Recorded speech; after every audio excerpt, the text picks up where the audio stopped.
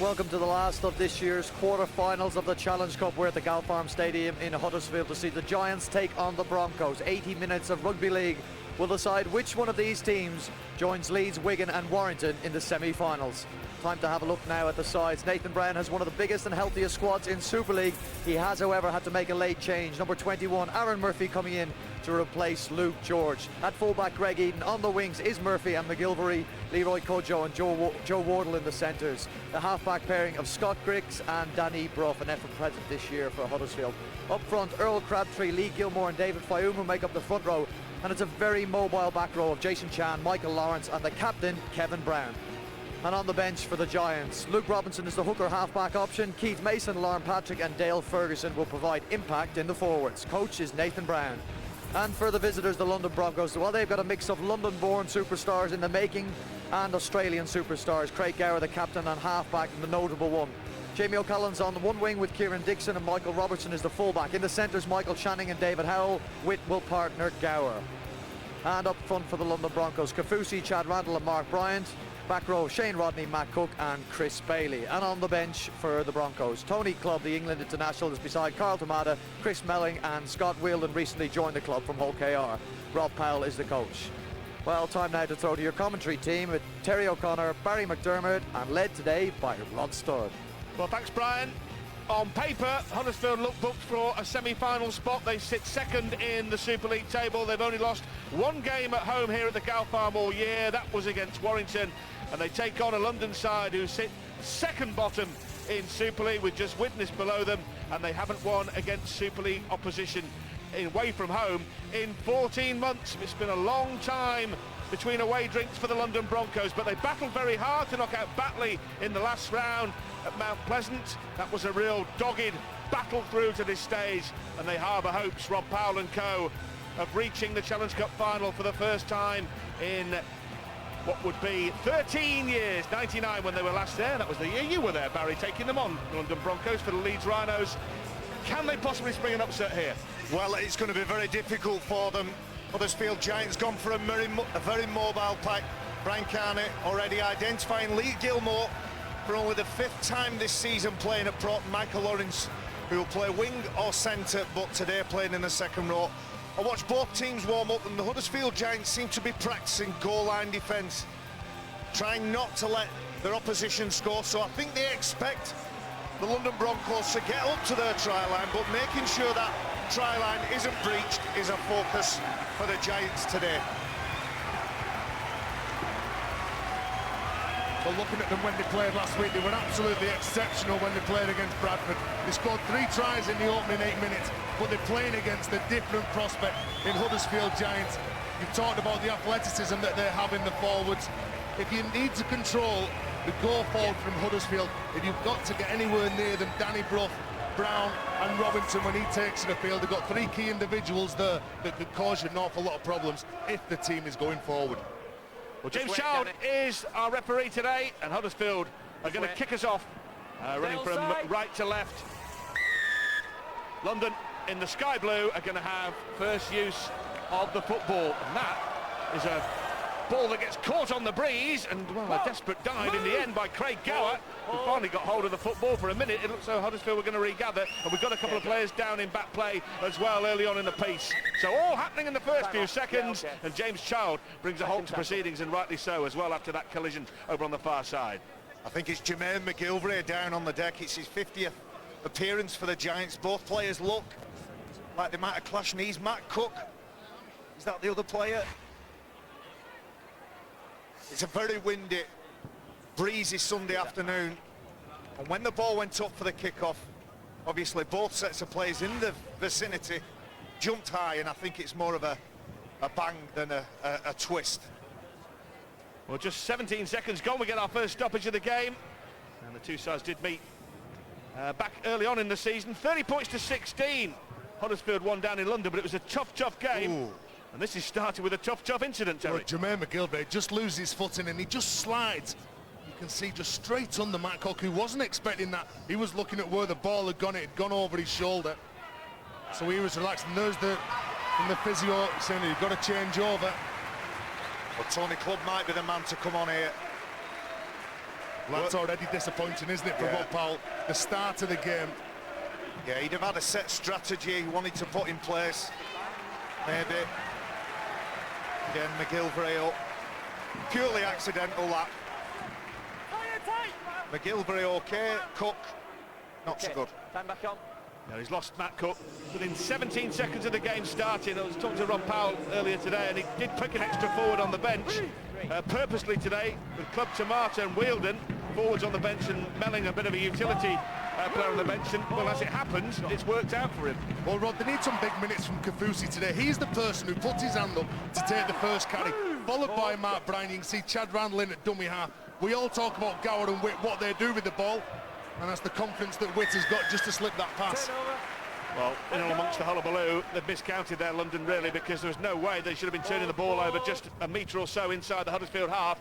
Gower should have been getting that booted down to the Huddersfield goal line, but in amongst the schmozzle after the injury, maybe they lost count, maybe they got confused. Well, it was kick pressure that came in from Huddersfield. Michael Witt couldn't resist it, tried to have a crack at them, offloaded to a teammate who then took the tackle, handed over possession. Huddersfield in good field position. Yeah, bold decision in the first few seconds to run a chancy play like that. London can afford to start going behind here. We know they've had all sorts of difficulties on the road. As I mentioned, 14 months since they've beaten Super League opposition on the road. That's a long, long time. Kevin Brown gets the ball off to this near side. It'll be Joe Wardle.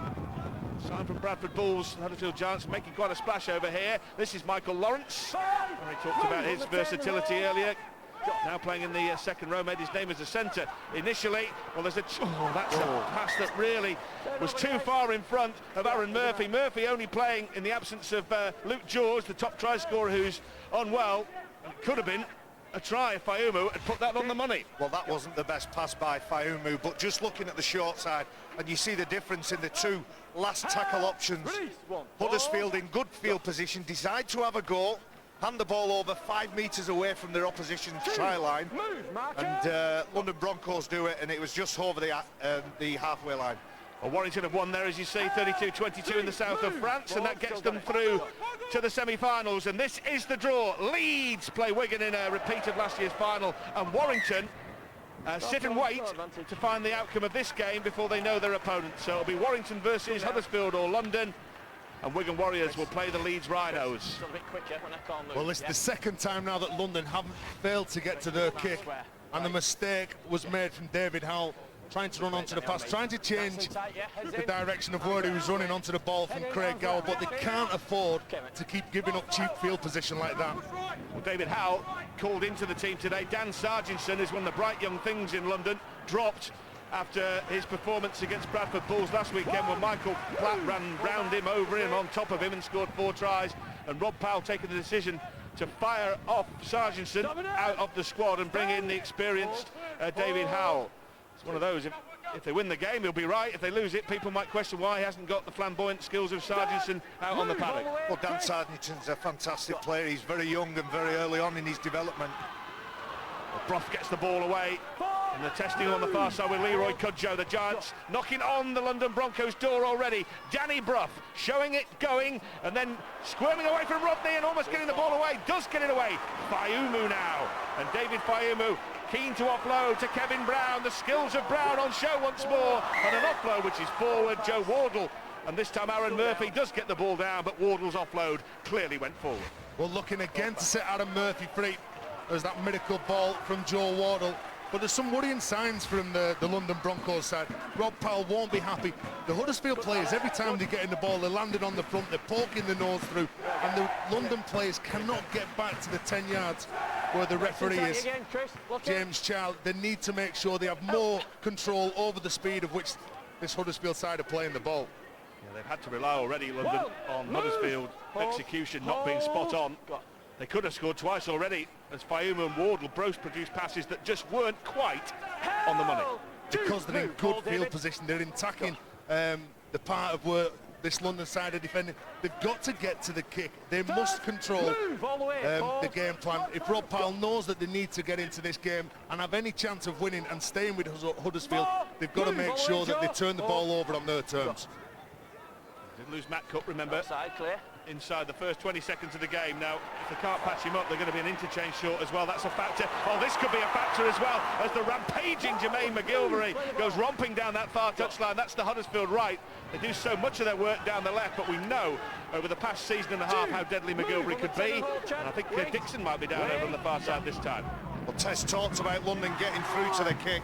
What they must do and what they've got to try not to do is give it to Jermaine McGilvery with 20 metres open play, getting that roll on. Earl Crabtree trying to find a short pass to his fellow front row Lee Gilmore. Yeah, they've made a few errors in trying to promote the football in the first 5 minutes, Huddersfield Giants. Nothing conservative about the way they've started the game, just to let you know that Kieran Dixon's getting a little bit of treatment in back play as well, and well, they can ill afford to make 2 interchanges due to injury inside 10 minutes. That would be almost catastrophic. Heads in, arms around. Especially a winger, Kieran Dixon, former Hemel Stag, come through the system here at London Broncos, earning a reputation for himself. Luckily, he's up, looks fit, well and healthy now. Hold, go. Michael Witt to Shane Rodney. It's very much a mixture of Australian experience and London youth.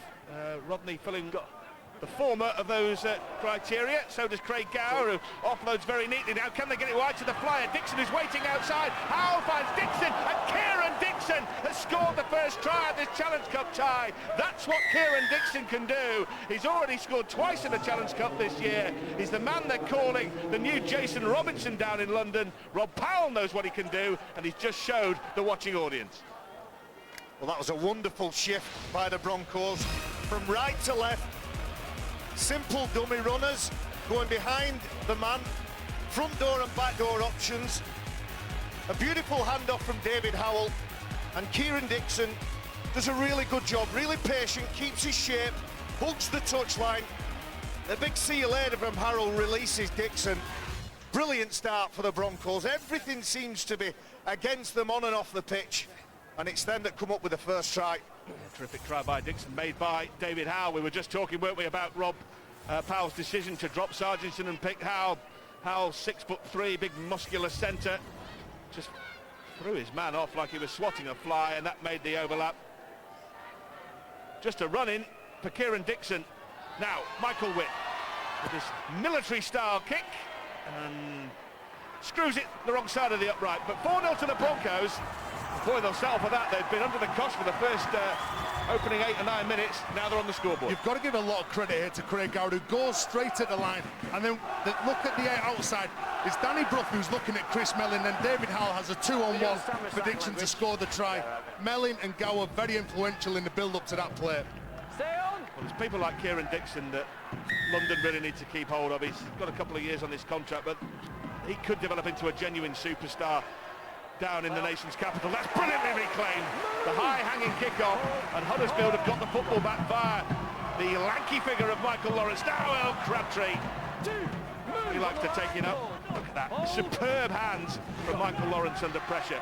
Now they'll come down this left-hand side again with Kevin Brown. They fancy that they can get the advantage down the Broncos' right and their left. Scott Griggs playing in the halves today.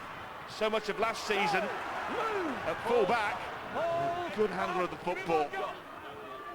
Fayumu in at dummy half. Here's Lee Gilmore. He's making his 450th appearance in top-grade rugby league. An astonishing record, astonishing longevity from the former Bradford Saints and Wigan man. Brown, good ball this time to Wardle, and Wardle this time has got Murphy, and Aaron Murphy, at the third time of asking, has tied the scores. They kept knocking at the door down this side.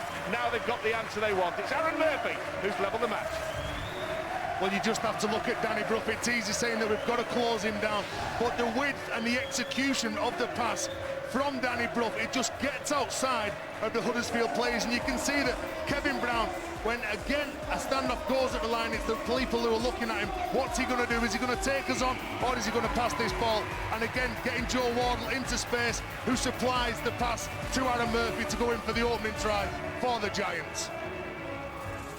Well, they really fancy their left-hand side attack. We've seen that so often from Huddersfield this season. They work predominantly down their left. They've done that against all opponents, but they're obviously targeting down the right-hand side. They're targeting the likes of Jamie O'Callaghan and Michael Channing, 2 English youngsters down this side. But Nathan Brown does like to work from right to left, and it's worked a treat again there. for the try there from Aaron Murphy, who wasn't due to play yesterday, but with Luke George feeling unwell, Murphy steps in, the man they signed from Wakefield, and got an important try. Now can Danny Brough kick an important goal from the sideline? The answer to that is no, and it's 4 apiece. Well, Danny Brough's 20-metre pass was quality, but it was the way that Kevin Brown held his nerve, held his patience, just giving Michael Channing, 19-year-old Michael Channing, just catching his attention, releasing Joe Wardle. And that was always the worry. If London stirred up the hornet's nest, so to speak, that Huddersfield might bite back, sting back into action. And they've done that all right.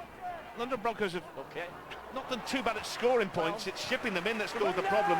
In Super League, they've scored actually more points than Bradford Bulls, who are lying in the playoff places, but only Widnes Vikings have conceded more than the London Broncos. It's conceding points that's more of a problem than scoring them, and that has got to be their challenge today against a very good Huddersfield side. Well, I'll tell you what, we're seeing a vast array of kickoffs here. Nobody just giving the traditional hoof it to the corner. Everybody trying to put it up. As we said, a bit breezy, a bit windy. Challenging for those. Ball Chris stolen. Mellon. Yeah, ball stolen by Chris Mellon, said James Child. It's Chris Mellon who came onto the pitch for Matt Cook. He gets into the collision, into the tackle. It might be Gower who has the final touch on that. Nice and quick in this ruck. All right. Wait, on First penalty of the match comes in the 12th minute of the contest. Huddersfield. On the line, David. Back up. They knocked out Swinton in the last round. They had a very good win at Hull FC in the previous round when they were banging trouble at half-time, but staged a second-half rally and blew the black and whites away. And now looking for a 4th semi-final appearance since 2004. They've had some good Challenge Cup runs, a couple of final appearances, but in the modern era, yet to win the Challenge Cup. Move on me, Mark. Wait. 4-4 then, after that equalising try from Murphy. Kieran Dixon got the opener. Fayumu to Grix. They can set up camp again here, and it'll be no surprise to see this ball getting switched to this side, because that's where they're targeting. Fayumu. Step inside. This could be another try here. Oh, there's some sloppy tackling, and Huddersfield have got over again. It's another try, and James Child will give the try. And London Broncos, well, we mentioned their defence isn't the best, and this time the fullback Greg Eden, well, he saw the opportunity. I'm sure when he started stepping and sidestepping, he didn't think he'd ever get to the try line, but the defence melted away, and Huddersfield take the lead for the first time. Well, it was brilliant set-up from Huddersfield Giants. 2 plays, they just went short play. It came from this penalty. 2 players in the tackle. Craig Gower with his hands on the ball, forced the penalty.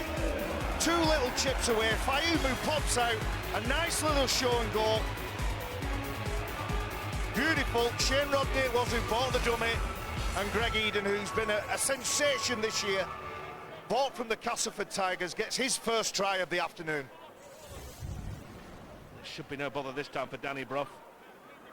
Much further in from the touchline. Wigan through, Leeds through, Warrington through, and Huddersfield, the second best team in Super League at the moment, looking to make it a very powerful looking quartet in the final 4.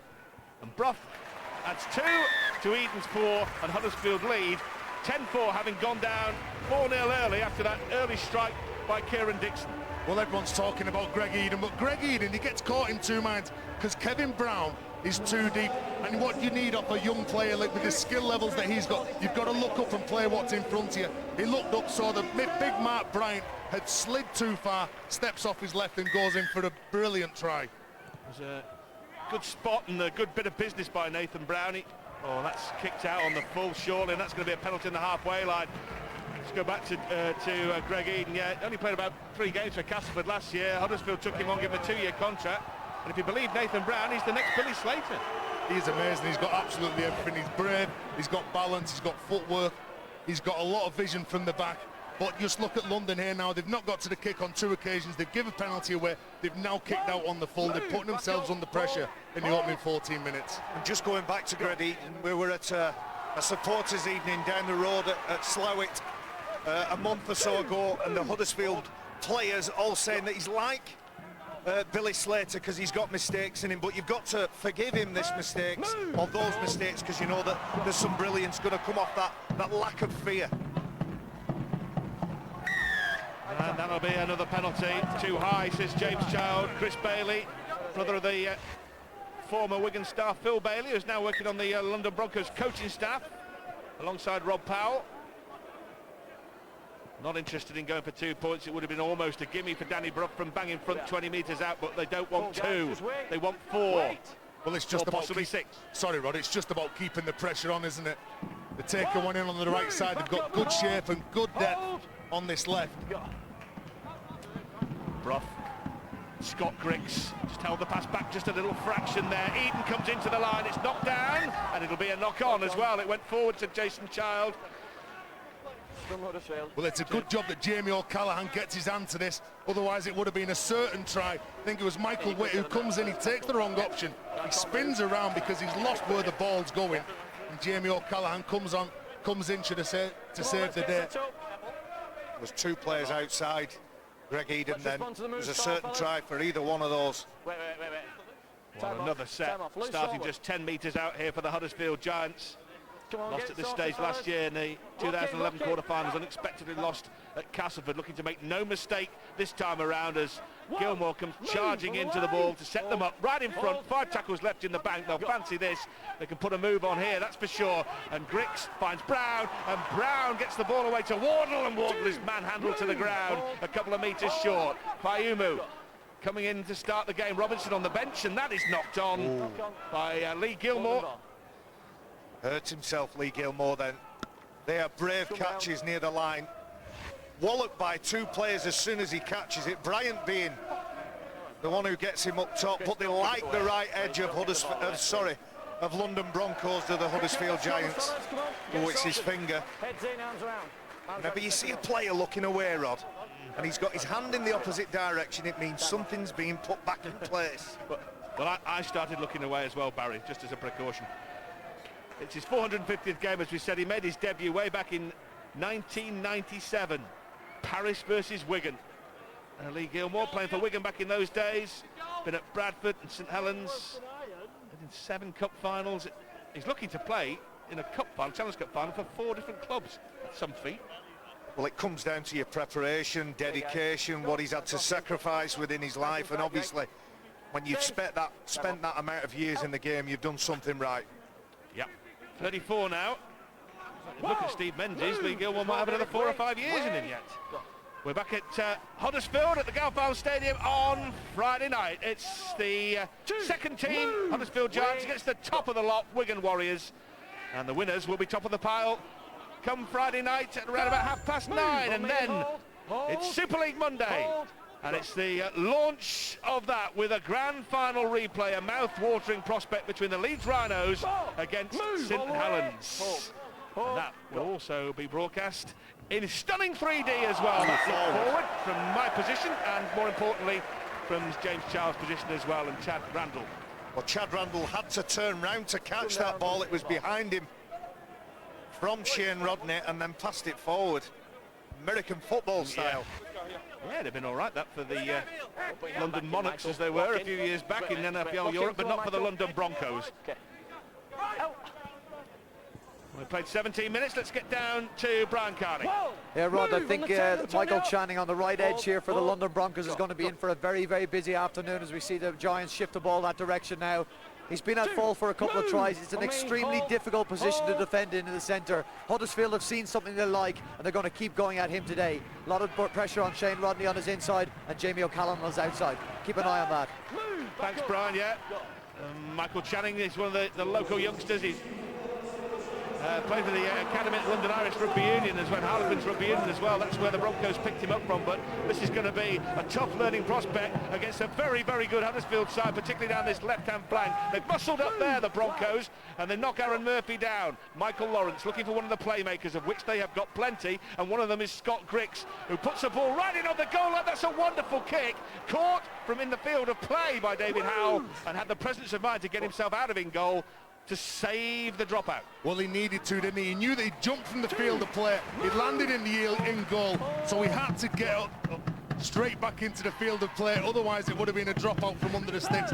But the reason why Huddersfield keep attacking to their left is Kevin Brown, one of the most influential players that they have. We all know that Danny Brough controls right, but Kevin Brown is the real go-to player.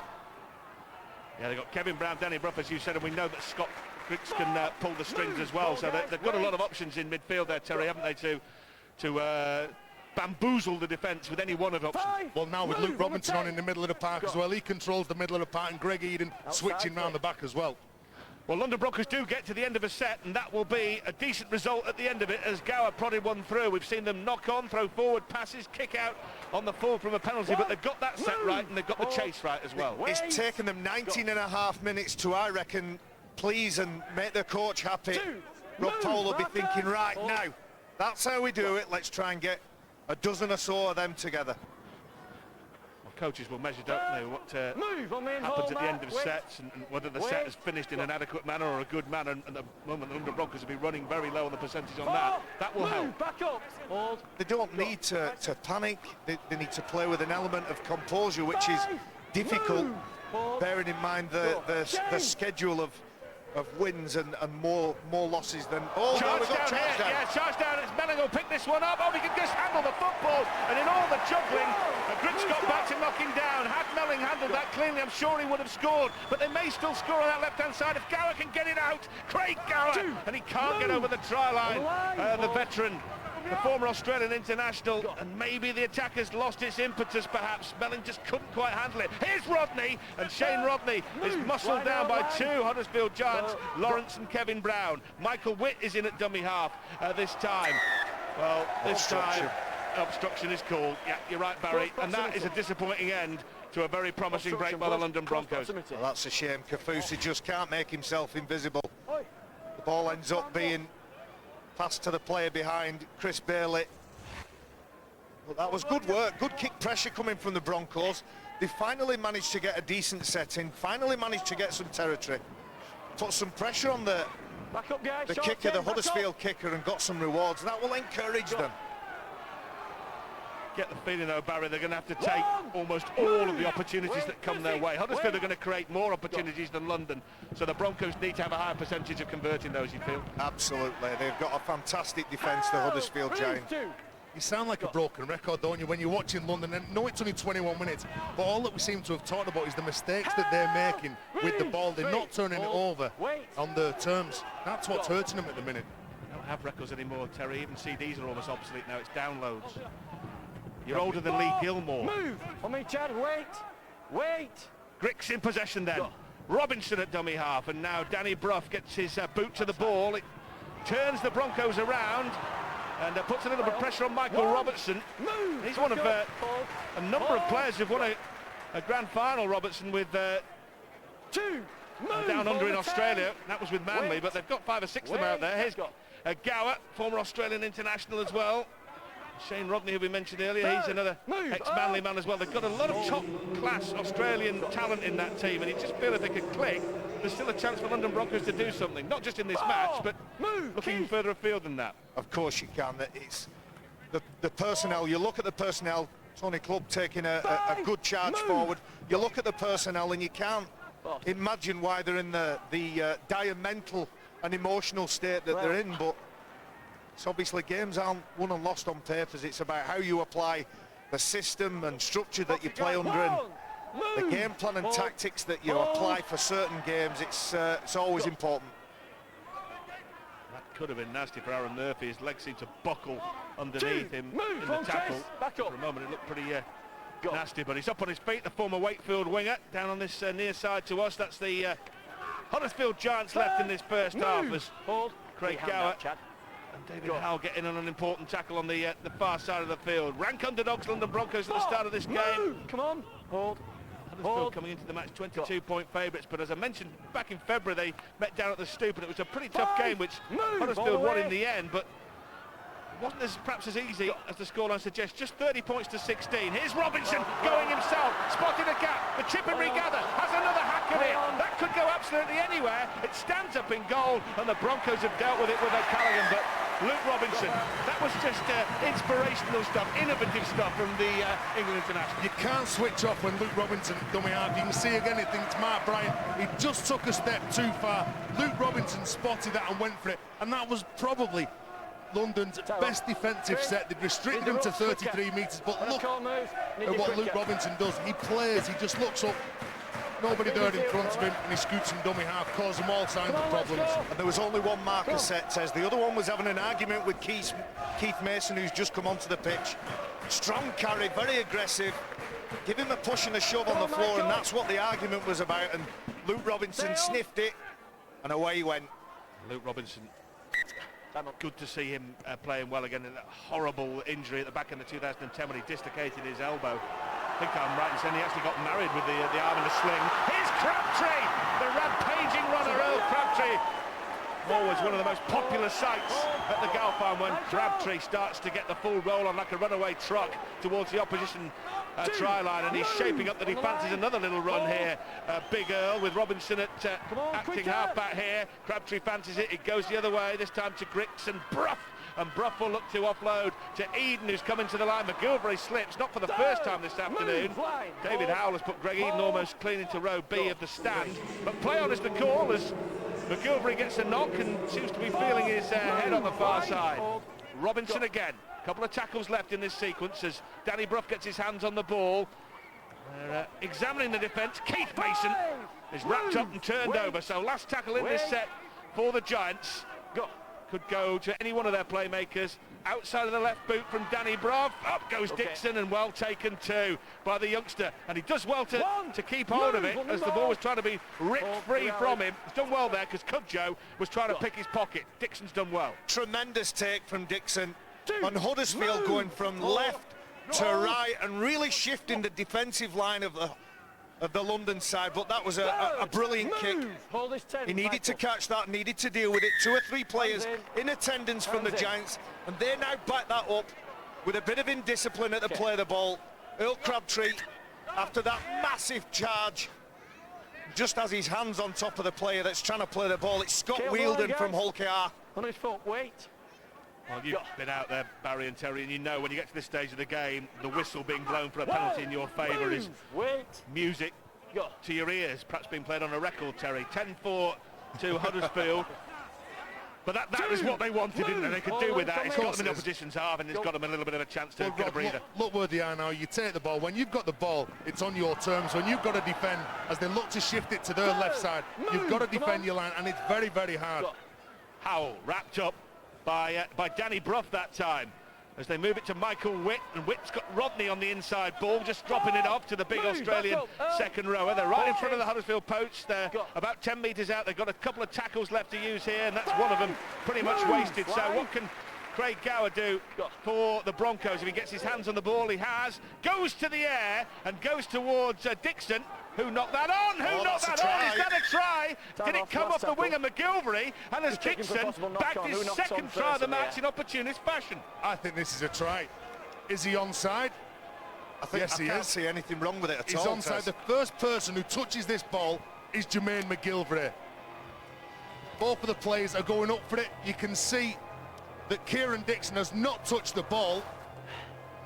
There might be a doubt about his feet when he puts the ball down, but I guess we'll see that when it comes. But I've no trouble, no dramas with the touch or the fumble.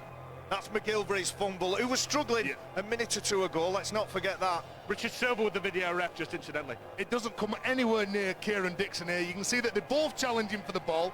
Jermaine McGilvery, he's the player who goes up. The ball goes backwards.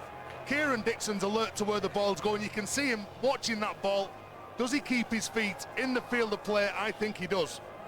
I'm going to change my mind here. I always go off the players' meters. Nobody's lining up for the kickoff. I think they feel... Oh, there's no problem with this, Barry. Am I wrong? Right, then wrong, then right, then wrong. Well, you back both horses in the same race, so you're a pretty fair chance of getting it right with one of them, Terry. It's either going to be a try or not a try. Do you know what? It's great awareness from the young winger, that. Here we go. Richard Silverwood says it's a try. So 2 for Kieran Dixon, and that takes his seasonal tally to 7. 4 of them in the Challenge Cup. These are big, big tries for the 19-year-old former Hemel Stag because he's got his side back in the game. They're 10-8 behind now. Kick to come. Well, every time the ball goes into the air, you've got to make it a contest. Craig Gower drops it onto his foot, and it's perfect positioning. It drops exactly where he wants it. And young Kieran Dixon, he's running up, he's putting pressure on Jermaine McGilvray. He just cannot take that ball in. But good finish, good awareness from the young London winger. They're back in this game now. Boy, they're back in the game, and they can be level in the game too if the former Crusader, Michael Witt, can land the goal and the extras from the sideline. He's almost in the stand lining this one up. That's how near to the sideline it was. But if Witt can stick this between the posts, we'll have a level game, and he's missed it on the same side as he missed the first one. So 2 missed shots at goal from Michael Witt and 1 successful one from Danny Brough mean the difference between the sides is a couple of points. Beautiful kick here from Gower. Done this all through his career, and Dixon didn't initially jump for it. I think McGilvray out-jumps him first of all, but my word, he shows tremendous awareness. Great future for this young man. Yeah, 15 years younger than Craig Gower, who's 34. In fact, he had his 34th birthday on the day of the last round at Batley. He'll have enjoyed playing in the mud at Mount Pleasant. That kick-off has not worked this time. And I thought Michael Lawrence was going to pluck it out of the air like taking an apple off a tree again. It's something they've worked at. That was a brilliant kick-off. The height on that. Obviously, Danny Brough, an accomplished goal kicker, an accomplished kicker out of his hands.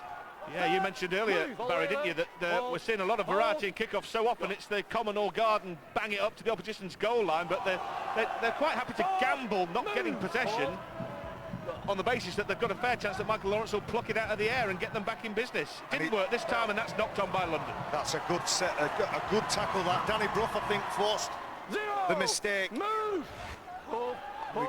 Goes right into Chris Mellin, targets the ball, but yeah, maybe that's Huddersfield's mindset, Rod. They're not too bothered about going through the actual process of the game. They're just thinking to themselves, well, we'll get the ball back and we'll score, and that type of attitude can work for you, but sometimes it can bite you on the backside as well. Well, we're approaching the half-hour mark, and it's just a 2-point ball game with Huddersfield leading the London Broncos 10-8, trying to become the 4th and final semi-finalist in the 2012 Challenge Cup. Leeds will play Wigan in one semi, and the Warrington Wolves, who will be sunning themselves in France at the moment, having just knocked out the Catalan Dragons, will play the winner of this tie. Murphy, who's fed in the end by Wardle, they're looking to get it down to this near side, but I just feel that the Broncos maybe are just getting a little wise to that tactic. They're gaining in confidence, aren't they?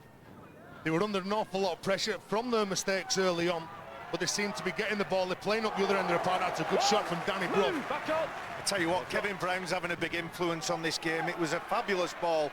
Another 20-metre pass that he flung from right to left. He's getting early service and giving it as well. Danny Brough is usually the man who makes all the headlines for the Huddersfield Giants, but if you talk to a lot of people in and around Huddersfield Giants, they know that Kevin Brown is the man that really makes them. He's excellent. He's absolutely excellent. We've talked about the left edge, and that's because he's standing there. He's the player that's controlling that side. Craig Gower, this is the man that they need to get hold of the ball as many times as they can. Unfortunately, put the mockers on him, he stands up and he loses the ball. If you want a quick play, well, Gower felt that he might have been able to see a penalty going his way at the end of this. He was under pressure from Michael Lawrence, and well, he's put the ball down on Michael Lawrence's shoulder and it's come out, and at the end of the day James Child's only got one option. Yeah, you're right. He was fighting to get up and play the ball, get rid of Lawrence so he could get the team going on the front foot. And unfortunately loses the ball. Rob Powell will be sitting there, Super League's youngest coach, just 30 when he took over, and he'll be thinking, we have made so many mistakes in this first half, and yet we're only losing by 2. And if they can cut all those out and get to the end of sets a little better, they can still win this game, there's no question about that. But maybe that's what London have got to do. Maybe that's what they set out to do. Let's throw the ball around. Let's really test and challenge the defenders in the Giant shirts and see how prepared they are to work. There's Lan Patrick, your favourite, Tez. Yes, he's really making a real name for himself, Lan Patrick, at this club, but still only 23 years of age. Former England Academy star, really promising player. That's gone forward. Which way, though? I think Dixon knocked that ball down. Leroy Cudjoe offloaded it. Just watch Dixon's hand. There it is. Knock on. Scott, I need you a little bit quicker, mate. Yeah. Well, Cudjoe offloads, it gets cannoned around a bit. Tony, called on your 10, is that set? Well, if they can keep Huddersfield out for this set of 6, again, they will grow in confidence. If they can get to half-time, I'm sure Rob Powell's half-time team talk will be, look, we're in this game. We're in this game. Is there a problem with Craig Gower? Well, that's all they need now. That really would be a blow. Remember, they lost Matt Cook to injury inside the first 20 seconds of the game, and they cannot afford to have their half-back and string puller leaving the field. He's hobbled off to the left wing. Really, Huddersfield have got to go that way. Surprised to see Robinson coming to this side. To Griggs, to Kevin Brown. Just holding the pass back a little bit. Michael Lawrence charged through half a gap, closed very quickly. Luke Robinson, they're being examined here, and they haven't got the right answers. Lan Patrick charges through the hole, and Huddersfield have their third try. They have now a 6-point lead, and it should be 8. They couldn't hold them out. There's a great fracture. Initially, Lawrence, we will see the knock-on. Kieran Dixon gets a hand to that ball. Scrubbed down to the Giants. Michael Lawrence makes the initial fracture, and there's too many defenders looking at Luke Robinson. Eyes on him, and he shows it on a drop-off play to Dale Ferguson. That just rocks the Broncos defenders, makes them stagnant, puts them on the heels, and Lan Patrick, who's got a lot of admirers in the game at the minute, comes up with an instant impact off the bench. He's a future international for me, Tez. Fully agree, outstanding play. You've just got to offer yourself near the line. That's exactly what he does, Lan Patrick. It's a real good line, tight line. Everyone's looking at Luke Robinson. Can Danny Brough convert this? Should do, and does, and 8 points in front there. Terry and Barry as well, you were alluding to the fact that London Broncos needed to stay within 1 score. They're now 2 scores adrift. How big a blow do you think that can be close to half-time? But again, Rod, it's coming off the back of their mistakes, isn't it? You can't jump the line. Scott Wheeldon jumps the line on Luke Robinson. You can't do that. You can't present opportunities to the opposition when you're defending your own line.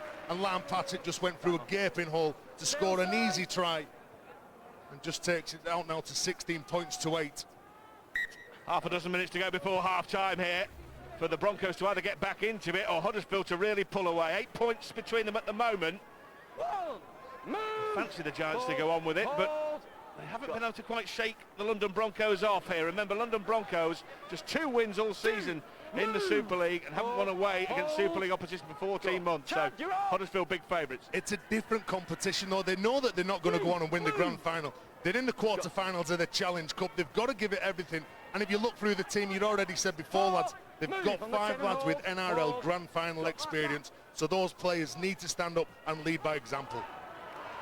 They've struggled to get beyond this stage, London, since getting to the final in 99. They're struggling here too. Griggs, it was a good ball, and it was vitally cut out as well. It really was absolutely crucial, that from Scott Wheeldon, who's only just recently joined the Broncos from Hull KR. Because I tell you what, if Wheeldon hadn't stuck out a big right paw, there was a try on them for the Huddersfield Giants. I think it was Lan Patrick again who was in support there. Scott Wheeldon chosen to take his rugby league into the capital, and the very deep Huddersfield Giants on their left attack.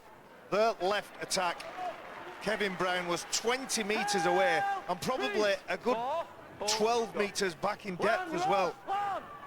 The Broncos 3 quarter-finals since 99, lost the whole lot to Leeds twice and to Wigan.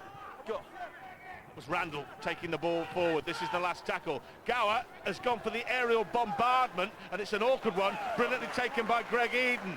A couple of the Broncos felt they were blocked in back play, but James Child wasn't having any of it, and Eden has taken the ball away from underneath his own post. There was no real pressure on Greg Eden, though. Greg Eden and Greg McGilvray dropped back, knowing that the kick was going to be coming from Craig Gower, and they just closed off the field. An easy take, really, for the young fullback. Ball, Tony. Go. McGilvray playing the ball on the far side. Move on the 10. Go. They'll fancy the chance of another try before the break here, Huddersfield. They've had the lion's share of the possession and field position. This is Luke Robinson picking up a loose pass and starting to squirm away from a couple of tackles, and that is a big hit too. Shane Rodney came in with Tony Clubb, who's started his career and his life as a centre, now playing as a prop forward, so a lot of adjusting to do there for big Tony Clubb.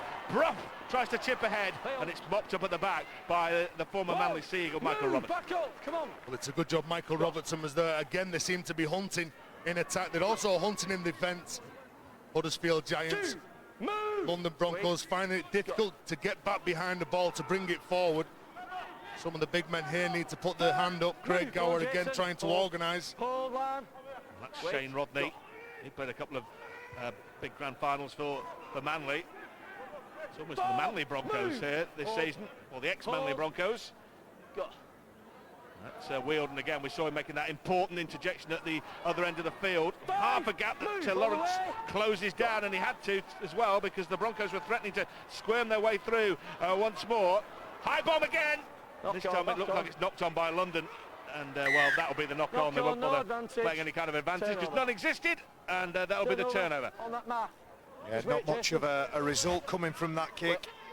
Wasn't high enough. There wasn't enough of a challenge, albeit they did get up. One. Stolen. Well, the ball comes off Michael Robinson, and now they give a penalty away, and that's a sign of frustration. They got to the kick, it went up. Jermaine McGilvray with a good kick return, and Chad Randall. Does this ball come off Michael Robertson? Hold. Hold. Go. I think Greg Eden might touch it, Tez, you're right. James Shaw certainly called knock on as soon as it went forward, didn't he? Oh, Danny Brough! Brough has gone through a huge hole. That was simply sensational. That's another try to Greg Eden, but Danny Brough, well, he put it on a silver salver, and Eden just gobbled it up and went underneath the post. Brilliant try just before half-time, and that could make all the difference in this cup tie. It's Eden's 11th of 2012. Well, that's how you turn defence into attack. 1 minute you're defending your own line, the ball goes up in the air. Does the ball come off Michael Robertson and go forward? You can see Robertson and Eden jump for this. Who does it come off? Well, I've got a feeling it does come off Michael Robertson's forearm and goes forward. They then get the penalty. It's Jermaine McGilvray who takes the next play. And just look what they do here. Their attitude to play rugby on every single play. The players, the likes of Danny Brough, he's just got so much speed, and Greg Eden just pushing up on his left shoulder to score what is an easy try. Play the play, and this is exactly what Huddersfield do. They play the play, they play the set, and they score the tries. Jason Chan offloads that ball to nobody. We just see Danny Brough just knocked over 2, but Greg Eden, we see the conversion. You alluded to it, Tez. I do feel that Greg Eden might have got a forearm, or it might have brushed him, but Greg Eden didn't wait. Let's have a look, another look. It's a great spot by you, this, Tez. Well, whoever hand it came off, it wasn't then compulsory for the London Broncos to concede a penalty for ball stealing, and it wasn't compulsory for them to switch off and let Danny Brough break through, was it? Well, that's the point. It's how you react to mistakes, isn't it? If some calls go against you, you've just got to get on with it. But Jason Chan come up with a speculator in terms of an offload, but Danny Brough, it's bang, bang, bang, down the other end of the pitch, and Greg Eden under the black dot.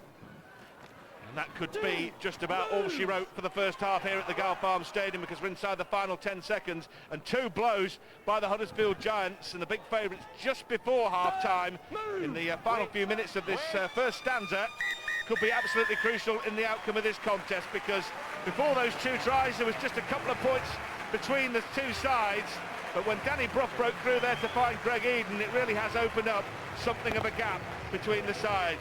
2 tries for Greg Eden, and 2 tries for the London Broncos in the form of Kieran Dixon as well. So 2 of the brightest young talents in the European Super League have both got a couple of tries here, but it's the Huddersfield Giants who lead this game. 2 for Eden, 1 for Patrick and 1 for Murphy. Can the Broncos possibly come back? We'll analyse the first half coming next.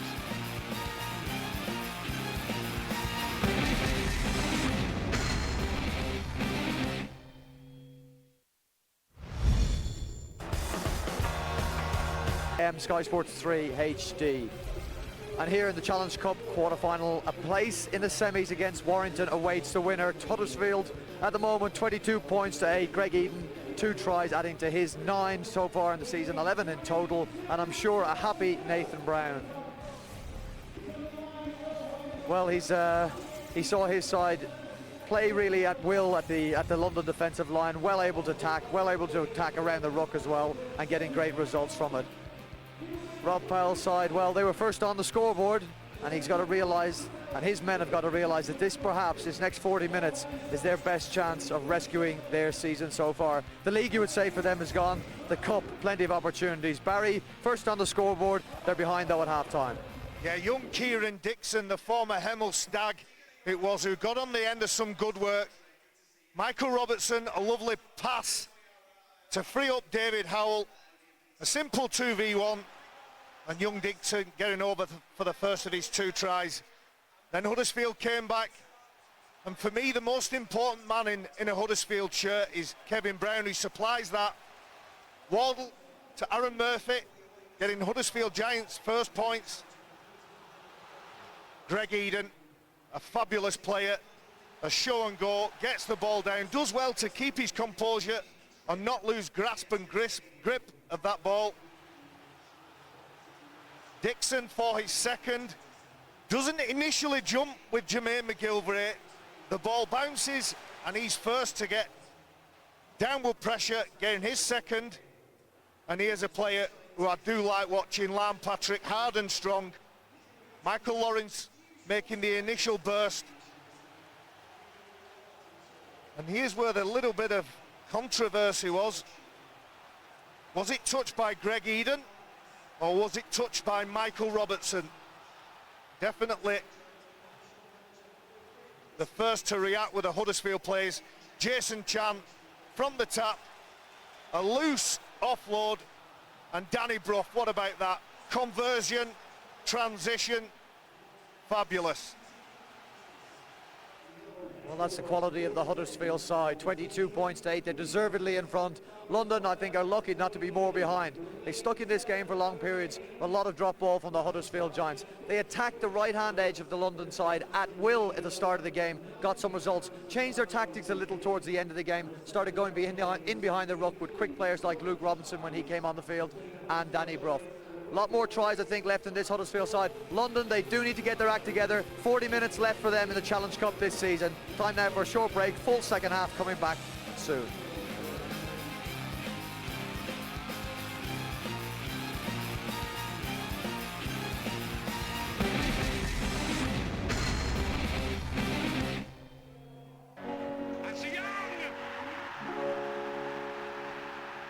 Now it's our turn.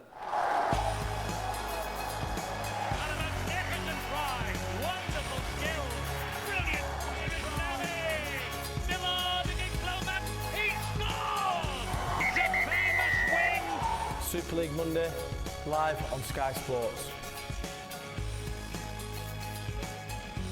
And the exciting new move all kicks off. Leeds St Helens, 7:30 p.m. Sky Sports 1 HD. Monday, May 21st sees the start of Monday Night Rugby League. You can also see the game 7:30 p.m. on Sky. Well, here we're at the Challenge Cup quarter-final at the Galfarm Stadium. 40 minutes lies between these teams in a place in a semi-final against Warrington. That will put you 80 minutes from Wembley. At the moment, it's Huddersfield Giants in the box seat, 22 points to 8. They lead the London Broncos. Time now to go to your commentary team, Terry O'Connor, Barry McDermott and Rod Studd. Brian, well, it looks as though we're going to have 4 Super League powerhouses in the semi-finals. Wigan are there, Warrington are there, Leeds are there, and it looks like Huddersfield will be there. Or will the Broncos buck the trend and come back in this second half? 14 points adrift. Boy, they'd like to have the final 5 minutes of the first half back again, because they're only a couple of points behind until a late double salvo from Lam Patrick and Greg Eden have stretched that lead to 14 points. I'm sure Rob Powell would have said to his players at half-time, make sure that you use your energy in better ways. Make sure that it's not defending all your mistakes, especially in the first 15 minutes. They kept on gifting the ball to Huddersfield, who were getting a roll on. And then, as we're seeing, as the game got on, the Luke Robinson, when he went through to set that try up, and Danny Brough, an inspiration to his teammates. They need to be better. And to back that up, Tez, the defensive stats from both teams. London Broncos missed 12 tackles in the opening half. Huddersfield Giants just 2. Well, London need to score first in this second half. I don't think there's too much doubt about that. They're 14 points behind. Can't afford to go 20 adrift. It's a long way back. They've scored some good tries, 2 good tries from Kieran Dixon, who's looked very, very sharp on the wing. And you wouldn't rule them out completely. We've seen a lot of games won from unpromising positions over the last few years in Super League. Some very unlikely comebacks. Can London produce another one? Not if they keep handling the football like that, they can. Oh, and there's a reason that they've gone 18 straight losses to Super League teams. That's a simple tip on players, we call it. Scott Wheeldon going out the front door. Chris Bailey looking at what's in front of him. Unfortunately, can't collect the ball. Well, to be fair to Chris Bailey, I know you should expect every ball, but he thought the ball was going out the back.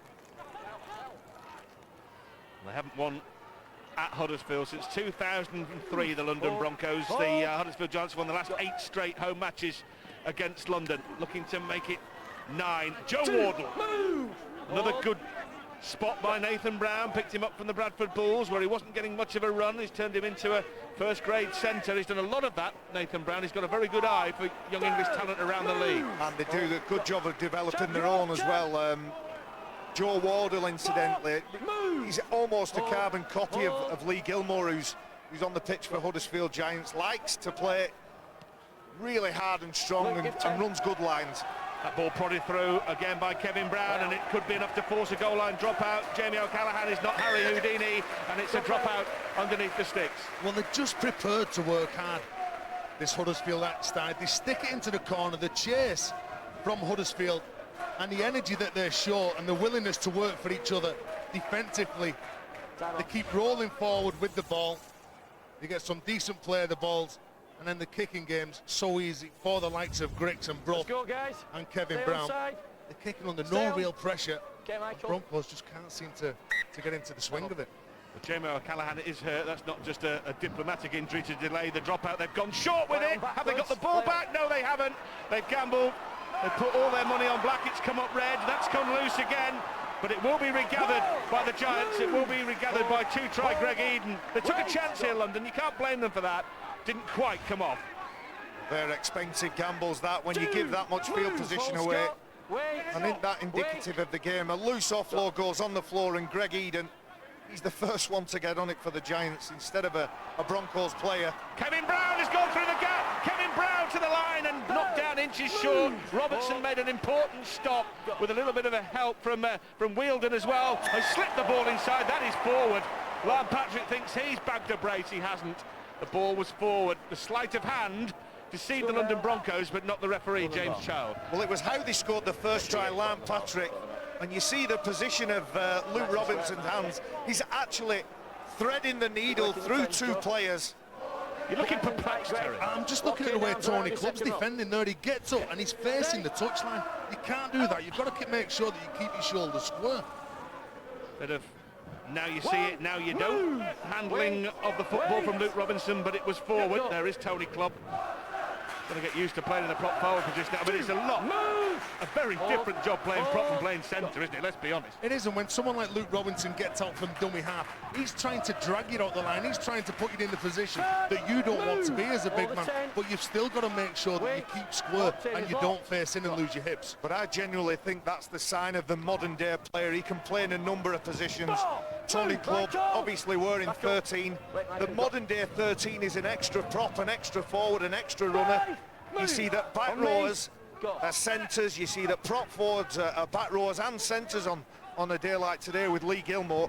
Gower's kick bounces backwards. Chance here for the Broncos. They've got it to Dixon. Well, Dixon has kicked that off the outside of his right boot about 10 yards backwards.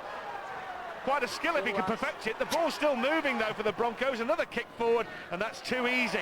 Far too easy for Aaron Murphy, and you have to say that was a shambolic conclusion to that centre six. I don't think Dixon will be putting himself in a position to take that. Well, that's just the danger that Huddersfield show.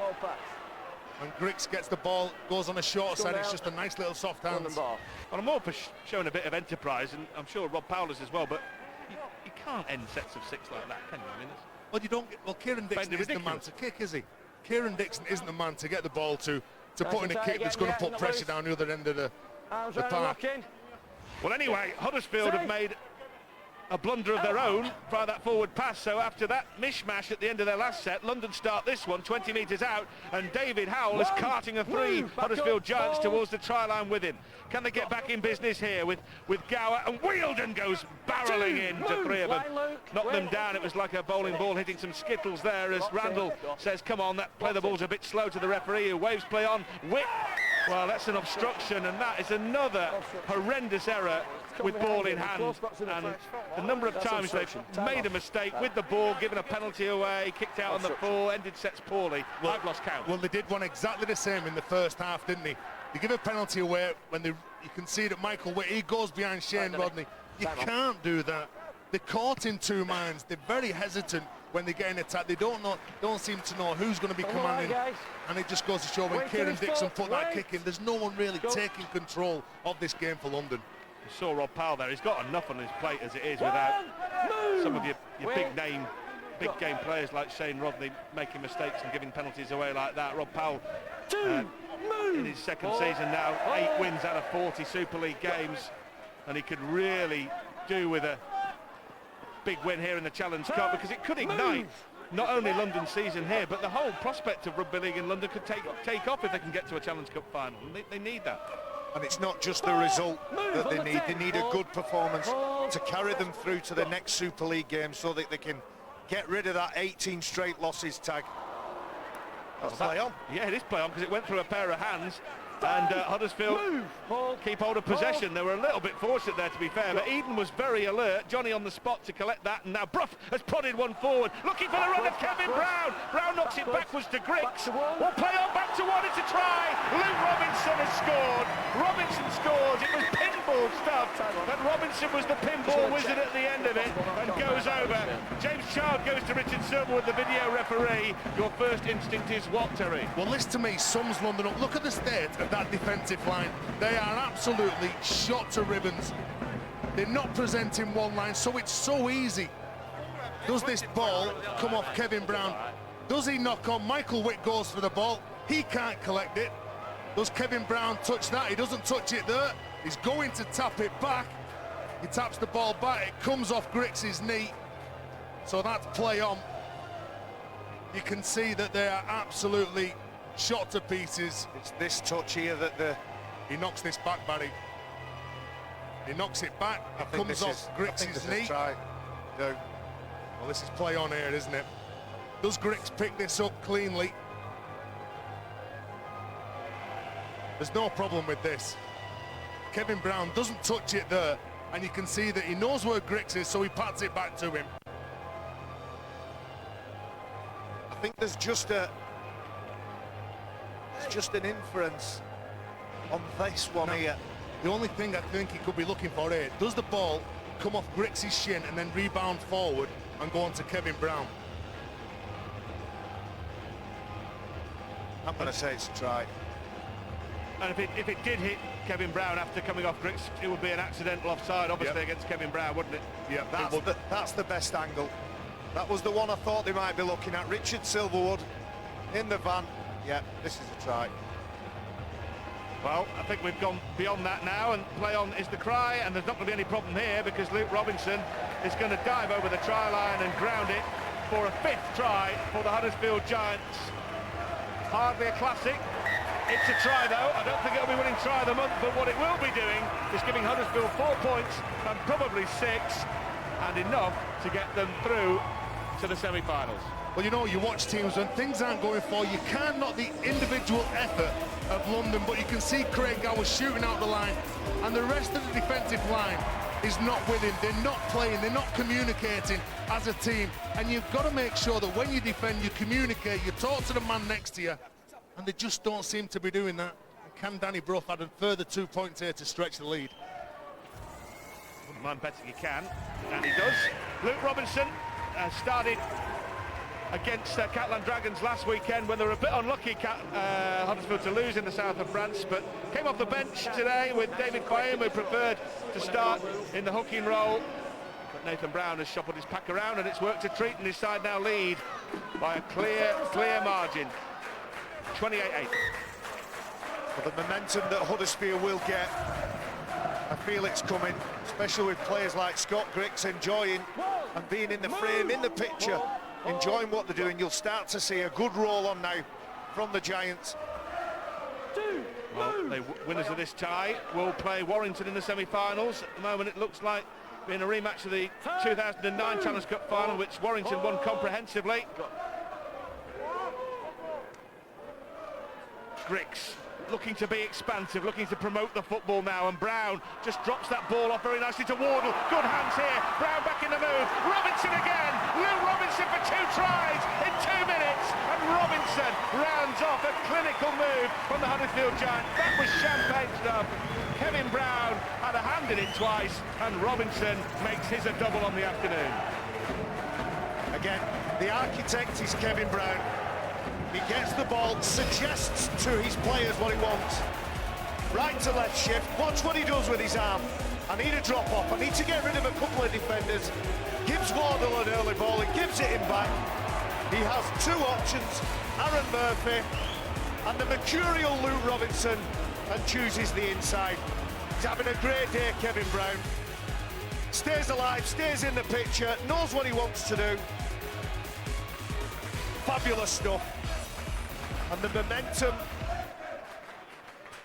and the snowball that is the Huddersfield Giants is getting bigger and bigger minute by minute. Well, this is going to be 34-8 if Danny Brough can knock this over. Yeah, Kevin Brown is bossing proceedings out there. 4 England caps, the last in 2010, but hasn't been in favour with Steve McNamara ever since then. Might be able to force his way into the frame as Brough knocks that one over. 34-8. Whether it be short or long passes, this Huddersfield side certainly can entertain. And it's the pass selection and the weight of the pass.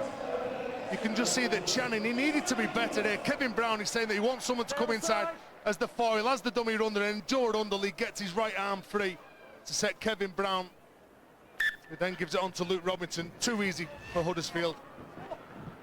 Well, it's one thing knowing what the opposition is going to do, and everyone knows that Huddersfield are going to do on that left-hand side, but it's quite another trying to stop them, and London have been singly unable to do it for most of the afternoon. They have got the football back here, though.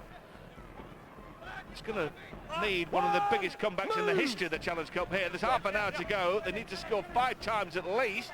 That's assuming Huddersfield don't score themselves. Shane Rodney carts it up to within 5 metres. 2 tries for Dixon early on for the Broncos. Nothing since.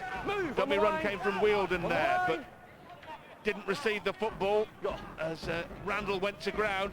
Now it's Gower. Gower offloads, they're looking for something down there on left-hand side. Chris Melling this time within a metre or so as Huddersfield's defence gets examined, and there's a barrelling run, and is that a try? I think James Child is considering giving it. It's Wielden, he thinks better of it, wants to go to the video ref. Has the former Hull and Hull KR man got 4 points for the Broncos? Well, Joe Wardle wraps Wielden up, ball and all. Does he get the ball down? I'm not so sure. Joe Wardle at this point here, he's looking at the referee. Well, there it is. It's down there, isn't it? Yeah, that's a try. Well, Richard Silverwood hasn't had to deliberate very long because the evidence was in front of his eyes. He didn't need the magnifying glass. The clues were there. The try is given. So they hit straight back, the London Broncos. They got the kickoff back straight away, and then Wielden, well, that was like trying to stop a tank with a pea shooter there, wasn't it? It was Lam Patrick who was goaded in by Tony Clubb, and he's got his man. Joe Waddle's got his man, but a one-on-one contest that close to your line leaves you a little bit vulnerable, and Scott Wielden opens his account for the London Broncos. Michael Witt to convert. Yet to trouble the scorers this afternoon, Michael Witt.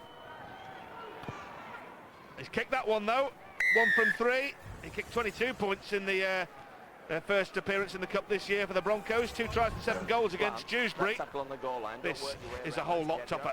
Well, it's always going to be difficult for Wardle there. You can see he only takes 2 steps forward, yet Scott Wielden has had 8 or 9 metres to run onto that ball, and just the sheer size of the man gets him over for that try. That's where they need to be playing. 20 points behind, can they come back? Just shows you, Tez, what a bit of field position will do for the Broncos, and Huddersfield, whilst they're a very good side, can't continue to defend their own try line. I said I saw them practice it before the kick-off. They were practicing goal line defence, and I'm sure Nathan Brown and Paul Anderson be having a look at that during the week, saying we need to be better there. We've worked on that. Just hold, Michael. Wait. Well, it shouldn't happen, and intensity should stay, but you could understand it from Huddersfield just dropping off maybe 5 or 10%, having just gone 5 scores clear in the game, and maybe they just dropped down a little bit, which allowed London to get the try. But those are the little things that you practice. Goal line defence. Obviously the ball is the threat, so it's no good getting good distance or good shape or spreading across the pitch if the ball is at the man in the middle. Well, Greg Eden will take those kind of kicks all day long, and what he'll also do is start running away from his own line. He's not the kind of fullback who'll just collect it and just look to do something conservative. He's always looking to launch an attack, and here is big Jermaine McGilvery wrestled to the ground by Dixon with a little bit of help from David Howell. They've combined pretty well down this left-hand side for the Broncos. Howell and Dixon, they've looked good. Well, they've needed to, because Jermaine McGilvery, on a number of occasions, when they're 10 yards in, he just seems to be coming back to that short side, looking at getting at Craig Gower, looking at getting at Dixon and Howell. Yeah, McGilvery very much one of the modern wingers, the big bear of a man. Tart the ball up. Now here's something for the Broncos with Bailey. Bailey, can he offload after that charge down? Well, Melling was inside him, screaming for the ball, but Bailey thought better of it, and he was probably right just to hold on to it, because they can start another set here. And here goes Scott Wheeldon. We've just seen him run over the Huddersfield defence to get the Broncos on the scoreboard for the first time in this half. Melling to Howell. Howell was looking to offload. Now he's looking for the line himself, David Howell. And they turn him round. They did well there, because Howell is 6'3", and he could have stretched his long frame over the try line. Gower. Now Michael Witt running across the line. A long cut-out pass. There's a chance over on the far side for the Broncos this time. Well, Line. Huddersfield stretch from left to right as they examine the defence once more here, London. This will be the last, though. Randall's at acting halfback. Let's see what Craig Gower has got in his box of tricks. They don't go to him, they go to Witt, who prompts it towards Dixon. He's had some joy here before. Not this time. Who did it come off? It's a turnover. It came off Kieran Dixon. A good kick. Perhaps not enough height on it to get a good contest. But you're right, David Howell's having a good tussle on London's left edge. It's just a shame that Michael Channing is having a horrible afternoon and having that much traffic thrown at him. And as I've mentioned before, Kevin Brown, with the support player that he's got around him, giving him too many questions that he hasn't got the answer for. It's a very tough day for an inexperienced player on the far side. A tough day for the London Broncos. Let's go down to the sideline with Brian Carney. Yeah, Rod, I've been keeping an eye on Craig Gower here. He's defending one in, but he has been swapping with Kieran Dixon and defending out on the wing, just trying to have a rest. He's a very, very tough and brave defender, so for Craig Gower to do that, you'd feel there's something wrong. He's running now with a pronounced limp as well. If London don't have any chance in this game, they'll need Craig Gower to stay on the field. Let's see, keep an eye on him. Yeah, thanks, Brian, that's right. He's defending towards this near touchline. That's the Broncos left at the moment. Rob Powell was saying after the win at Batley that he's the most competitive player he's ever worked with, Craig Gower. Another set here, though, for Huddersfield and for Luke Robinson as he gets the offload from Big Earl Crabtree. And having to watch Robinson. He's already scored twice, and he was looking for a third. The alarm bell's ringing again for the London Broncos. Scott Griggs, the Irish international, dancing one way, then the other. They'll bring Eden in. He's up in the line already here, the fullback. He's scored twice already. He's scored 5 times in the Challenge Cup this season. Well, Brough shaped a kick and then spotted half a gap. The offload comes and Huddersfield keep the ball moving. Jason Chan involved. Still 3 tackles left in this sequence, so the warning lights are flashing red as Kevin Brown offloads and Wardle offloads, and another try for Aaron Murphy. Aaron Murphy gets his second of the match. There's a lot of players scored 2 out there, and Murphy has joined that particular club. I know we seem to be talking here about Kevin Brown, but it's what they've done this afternoon on the edges with Brough and with Kevin Brown. They don't run sideways. Everything that they do is direct. It stops the sliding defence. Look, he's stopping players from sliding. Then Channing, yet again, you can't stick your arm out like that. You've got to make sure that your body is in front of the attacker. And they just don't seem to be looking up and defending what's in front of them. And it's just too hard, but it's just too easy for Huddersfield. And Aaron Murphy, he's having an absolute field day playing outside of Joe Wardle in this game. Yeah, Aaron Murphy will be delighted to get the call up, but due to the illness of Luke George, George, their top try scorer, with 13 this season. Change of kicker, Scott Griggs. Danny Bruff's just walking a little gingerly on the heart of fact. He's just now sat down to get some treatment, Danny Bruff, to his right thigh there, so that's why he's not kicking. Maybe a groin problem for Danny Bruff. That's all they need with Wigan coming up on Friday. Hip flexor, I would say there, Rod. Thank you, Doctor. Scott Griggs then. He knows how to kick a football, as he shows there, and they stretch away to make it 40-14. 40 points to 14 then to Huddersfield. And, well, they'll be hoping that Danny Bruff is fit and firing for this match, because this is a monster match. On Friday night, it's Huddersfield in second against Wigan Warriors, the league leaders. And then Monday nights, Super League Mondays start 7:30 p.m. Sky Sports 1 HD on Monday, May the 21st, and you can watch that one in Sky 3D as well.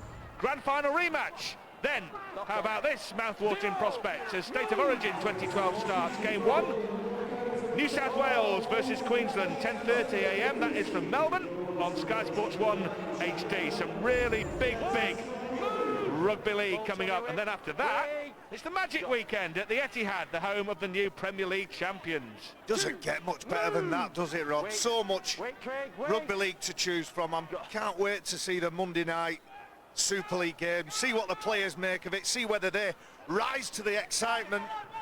Well, I was talking to some of the Leeds players after the game at Lee, and Danny Maguire and Rob Burrow and Ryan Hall were real looking forward to the prospect of showcasing their talent in the new Monday night matches, the new Super League Mondays. They were really buzzing about it, and they're looking forward to taking on St Helens, especially after Saints gave them a toweling last time they met. They're looking forward to righting a few wrongs, Barry, at the Rhinos. Just a simple fumble there from Jason Chan, who's had a good game, running one way and trying to change direction before he's caught the ball. But again, Monday night rugby league, I'm sure that the players are always excited about being part of history. It's something that we're trying, it's something different. The players will get behind it, and I'm sure any Leeds Saints game is a special one, but I'm sure that the players will rise. Big hit coming in. And Michael Lawrence doing the job. There's a man who's switched from his first trade position was centre. He really is making a name for himself in the pack now in the second row. You wouldn't want to be knocked down by a big Michael Lawrence. Here he goes again. This time he had to take a little bit of a backward step as the Broncos get something of a roll on. It's a good ball from Witt to Bailey, and they'll get Bailey moving down this left-hand side, 20 metres out. 26 points behind is Craig Gower. Looks to examine him down this left-hand side. David Howell in danger of being bundled into touch. He's found the elusive Kieran Dixon, and he's corralled to the ground. Luke Robinson came in with Chan to make sure that Dixon wasn't going to have a chance of completing his hat-trick. The aerial bomb! Oh, this time Eden has made a mistake. And that will be another set, will it? No, it won't. Will it be a penalty? It will be a penalty, says there's a bit of shoving. Well, Greg Eden does make the odd mistake, but it's a price worth paying for some of the scintillating stuff when he gets the ball. Kudjoe penalised. Simple catch, just fumbled. Big Kafusi on the ball. Yeah, Kudjoe was the man penalised for obstruction, so Broncos get 6 more. Michael Witt has made sure they don't get 6 more. An offload that needn't have happened, and it really is going to be made to pay here, because this is going to be a length of the field try, is it? He's got Grixon inside. Well, got back, and had he offloaded the ball there, Grix was there for Dale Ferguson. Ferguson really, well, his eyes were wide open as he saw the try line. Scott Grix said, give me the ball, Dale. Give me the ball, man. I'm going in. Well, give some credit to Tony Clubb, who got back to prevent that try. But for how long? For how long? Because there's a long way to go here. There's another 4 tackles left in the bank here as they went the whole length of the field in 1 tackle from Ferguson. This is Grix again, who felt he should have scored. Crabtree might do. He won't, because Kafusi has come back to make an important tackle low down. Robinson, Bruff. Well, is that knocked on? It must be the second time I'm asking. Either Kudjoe or McGilvery knocked it on. And it's a scrum down. It's London ball. They've got away with that, London. Well, the Huddersfield fans aren't happy. They didn't think that Jermaine McGilvery knocks this ball forward. Well, hold on. Did Gower get a touch? Yeah, I guess. Did Gower get a touch? You're right. Good spot, Rod. I think that's what the fans down in that bottom corner were having a look. But what about this for the big fella? Dale Ferguson, eyes wide open, gives the big see you later. He thinks, I'm having this, I'm in, I'm going to see my name in the paper, I'm nearly there. Oh! Goodness. Eden. Well, there was a certain score for Griggs inside, but you can hardly blame him. These big forwards don't score many tries, Barry, do they? Eden might have a chance here. Jermaine McGilvray has scored! Jermaine McGilvray makes London pay again. And McGilvray, he knows where the try line is. That's his 6th of the season. And after that big break by Dale Ferguson set the platform, but he was looking for only his 2nd try of the season. Eventually, after the scrub, they do crack the London defence. Well, you're right, to get the field position because of Ferguson's run. But London, again, hesitant in defence. They don't know whether they're going to hit the lead runner or the man who's sweeping out of the back. But this just seems to be simple. Greg Eden, when he goes into contact, there's no one that's going to come in and rattle him. Someone should be coming in there and closing that play down. He just puts the ball around the back, and Jermaine McGilvray just sneaks around the back, takes it out of his hand, and goes in for the try. If Greg Eden's standing up like that, some of the London players need to come in and put a big shot on there, try and dislodge that pass. Yeah. McGilvray, the try scorer, and Griggs looking to add another 2 points here. Yeah, Dale Ferguson. He did get his first try of the season at Catalan Dragons last week, so he probably thinks he's the new Josh Charnley or something. I know, looking for 2 tries in 2 weeks. McGilvray's try. Griggs looking to add the points on, the extra 2, and that is just to the left of the upright, so 44-14. Well, every time that Huddersfield get in this part of the pitch, you feel that the Broncos are in trouble. Tremendous break from Dale Ferguson. I do enjoy watching a big fella in open stride, showing his techers, showing his stride technique. Giants by 30. Let's hear from Brad Carney on the sideline. Brad. Well, Rod, any fans of London fans especially will be very, very disappointed with this performance. We expected so much of them, and now, well, they're really falling apart. It feels sometimes people come, they play in dinner suits. Look, London don't seem to want to get dirty today. There's a chance of getting hard and getting involved and getting physical. You might have a chance of winning a game. But in the second half especially, there's certain players out in that field that seem to have shied away from that. And that's unacceptable on a rugby league field. Well, talking of suits, Huddersfield Giants were 80 minutes now away from getting their Wembley suits measured up for a 2nd time in just 3 years, because they were there against Warrington back in 2009. They'll play Warrington in the semi-finals now, and Leeds will play Wigan. But it's the London defence again. Well, the juggling from Griggs, they'll still move it here. Greg Eden goes through. There's a triumph for Cudjoe. They're cutting them apart now. Leroy Cudjoe canters in for another try. They'll hit 50 after the conversion, and London are being taken apart now. Brilliant, absolutely brilliant. The video referee is going to have a look all the way from left to right. Look at the quality in these passes. They're asking whether there's an option. No problem with that. I think the London player deliberately runs into Dale Ferguson. Is it Bryant? I think it's Mark Bryant. I think he can move on from that. No way. This would be a travesty if it's chalked off. Let's see what Richard Silverwood reckons about this, as Leroy Cudjoe made it 48-14. No, he has not. Oh. Well, I think Mark Bryant deliberately runs into the Huddersfield player.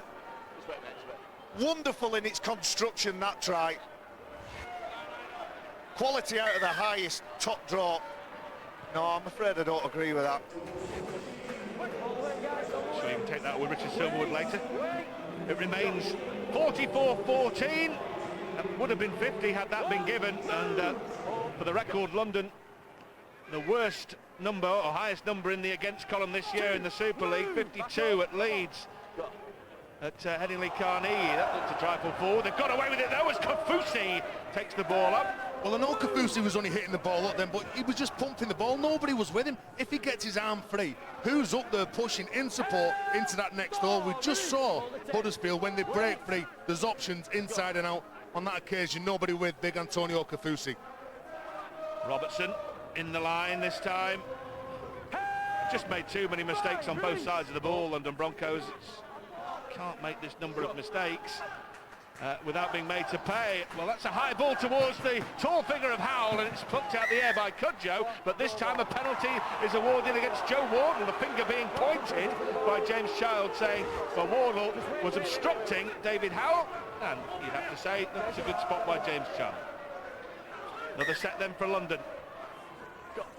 Trying to end on a positive note, and I tell you what, it's going to be a long end to the Super League season. Remember, they've got 14 Super League matches to play, and they've only won 2 of the first 13. And that is a scrappy pass picked up by Michael Witt.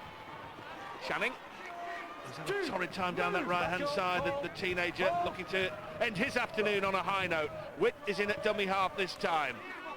Shane Rodney will carry 3 Huddersfield Giants with him towards the try line.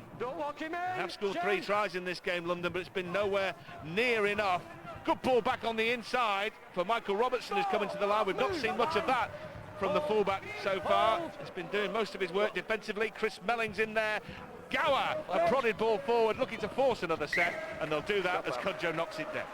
Well, they may get another set of 6 here, but even when they have another set, do they seem to be troubling Huddersfield? No, they don't. You see that Leroy Cudjoe not taking any chances with this. And just for me, it's about the London players not offering themselves enough. It seems to be taking them 2 or 3 plays to get behind the ball, to get into any decent position. Craig Gower and Michael Witt don't seem to be having anything to really play off the back of, and they found it a real struggle this afternoon. Huddersfield have won the Challenge Cup 6 times. They're now effectively within 2 matches of doing it again, because they're going to win here in a semi-final against Warrington, and then a possible final against Wigan or Leeds, to make it 7 Challenge Cup wins for the Huddersfield Giants, as Witt finds Robertson, who finds Michael Channing. He's all wrapped up with nowhere to go. Grix is in there with Murphy. Wait! Got to try and find something positive, because it is going to be difficult. Well, that's not positive, is it? And it's going to be very difficult here. They've got the train up, the London Broncos, on the day of the match here. It's going to be a long journey back and a long end of the season for their coach, Rob Powell and co. Well, the execution of that pass from Mellin just wasn't the correct one that Rob Powell was looking at. But when they shifted the ball to the right, you saw that Channing, he gets on the edge. He's confronted with 3 Huddersfield defenders. They're hitting him, they're controlling him. And when they're looking to shift the ball, you're looking for a one-on-one, and they just haven't created that. That's an interesting start. The bottom of your screen there, Huddersfield Giants, 12 handling errors. The London Broncos, 13. So in terms of possession, in terms of taking a risk with the ball and forcing it, Huddersfield have been as guilty as the Broncos, but it's what they've done when they've had the ball that separates these 2 teams. It's not how many errors you make, Barry, though, is it? It's where you make them. It's where you make them. You're right. It's where you make them. Yeah. Well, the next game, they're on the road again.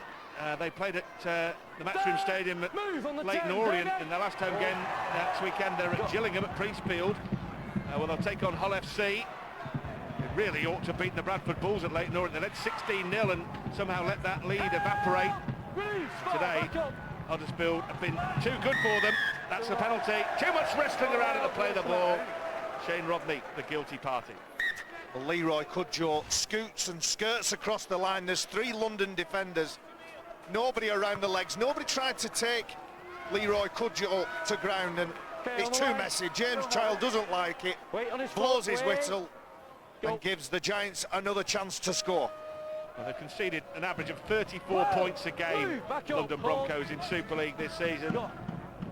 This has been worse than that today, but you cannot expect to compete at the highest level in Super League, conceding 34 points on average every week. It just ain't going to get the job done.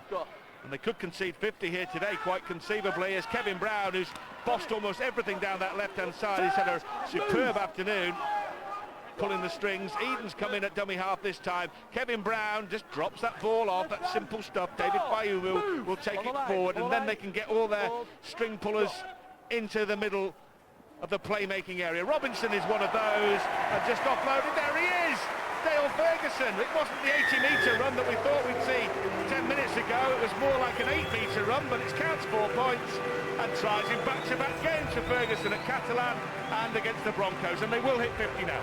How much time have London given Luke Robinson from dummy half?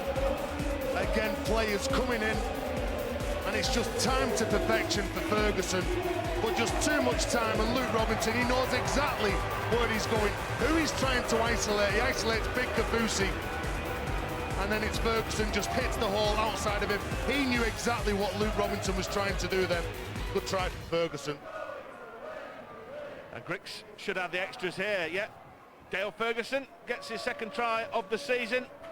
And for Huddersfield Giants, they've now got a big cup semi-final against Warrington to look forward to, but they really are fighting on 2 fronts.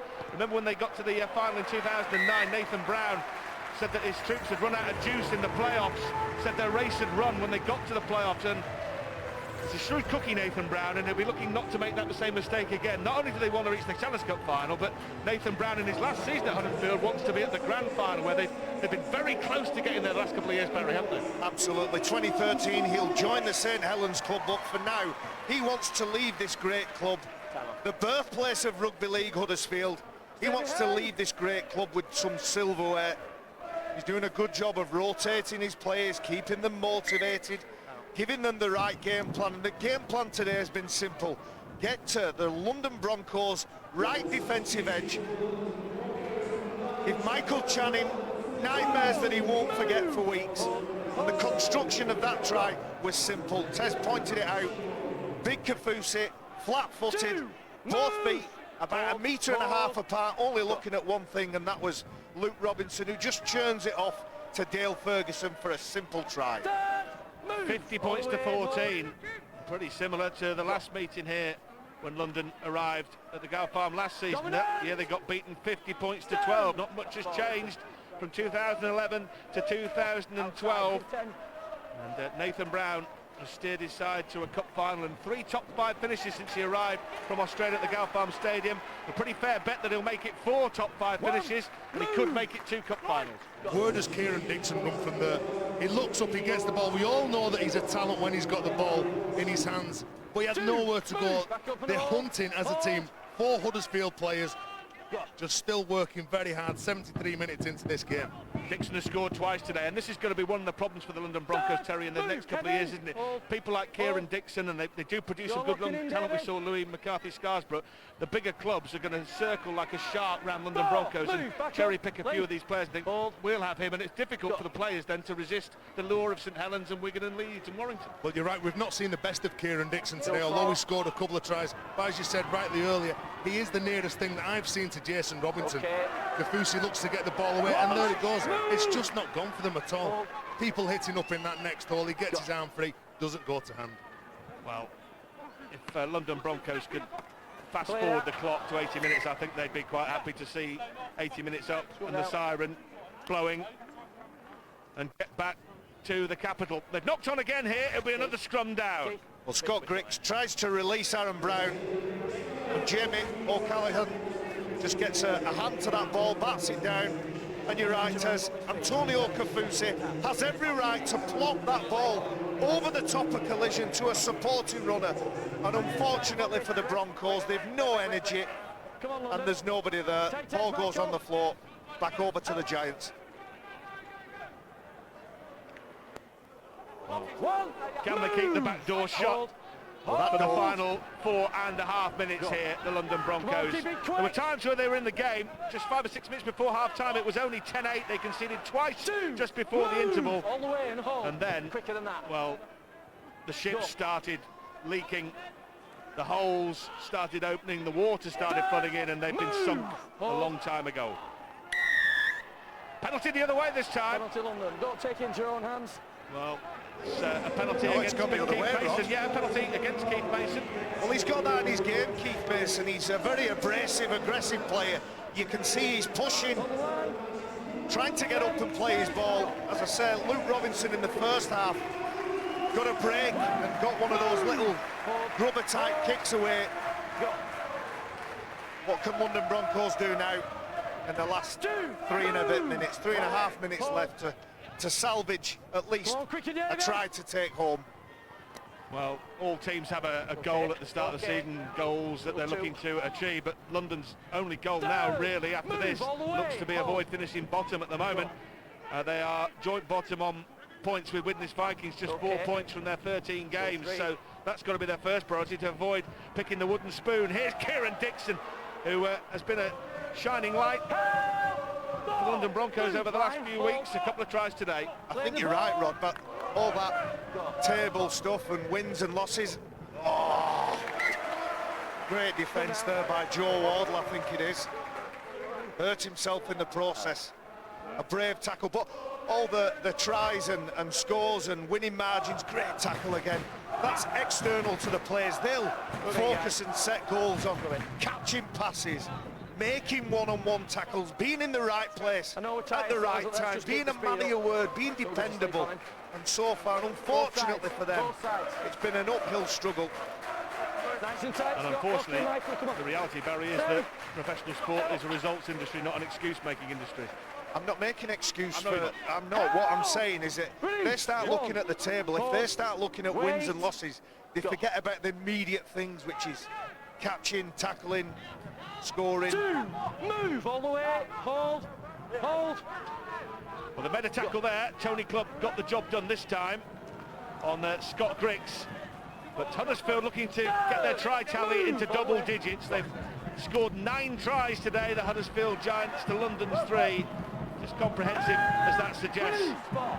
Can go back, as I said, to just before half-time when it was only 10-8. Those 2 tries just before half-time were key from Patrick and Eden. And then the first try of the second half from Luke Robinson really shut the door on any lingering hopes of a London comeback. As Robertson chases that ball, it may go dead, it will go dead, and they'll restart with a 20-metre restart. Well, I think that's his first mistake, or first involvement he's had that he hasn't got a result from. He's had a fabulous game.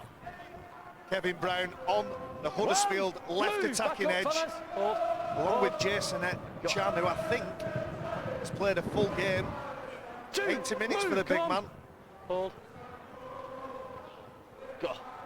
we're into the final 90 seconds of this match now. Nice offload from Mark Bryan, who's back for another spell on the pitch. This will be London's last chance of posting points, you feel, from here. Keep plugging away, but there has been too many mistakes, both sides of the ball, with it and without it, and Huddersfield are far too good a side to keep passing up those kind of opportunities. Randall and Witt try something a little audacious, and it may come off for them here. Witt has got his hands on the ball again.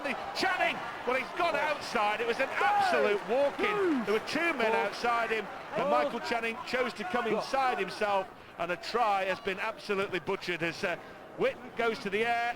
Dixon, well, he's just about tall enough to keep that in play. Acrobatic stuff, positively gymnastic. Kafusi handles the ball now.